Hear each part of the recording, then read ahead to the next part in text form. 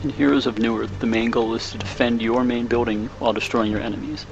The main building of the Legion base is the World Tree, while the main building of the Hellborn base is the Sacrificial Shrine.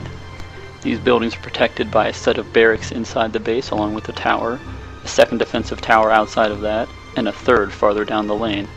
It's exactly the same way on the Hellborn side. All of these must be destroyed from outside in before you get access to the enemy shrine. The small creatures running towards each other right now are called creeps.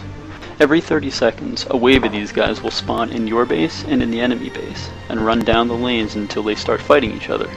They're equally powered and will spawn every 30 seconds for the whole length of the game. Gold is by far the most important thing to try to get in Heroes of Newerth, as it's what you use to buy everything.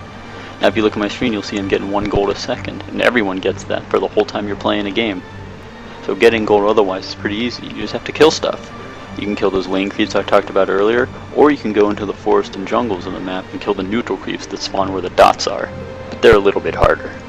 You also get a lot of gold when an enemy tower dies, even if your creeps are the ones that kill it. And finally, the most fun way to get gold in my opinion is by killing enemy heroes. They lose gold when they die, and you get a good amount of money and a lot of experience for it.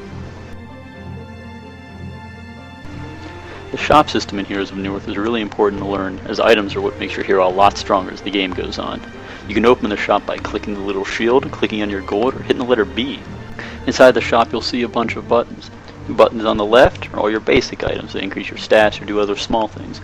The buttons on the right are all of your recipes, and they make more powerful items. Everything in this window is grayed out for a reason. That means you can't buy the stuff that's listed here from this shop. You have to go to a secret shop, and there's 2 of them on the map, and they sell very unique things that you have to travel to the shops to buy.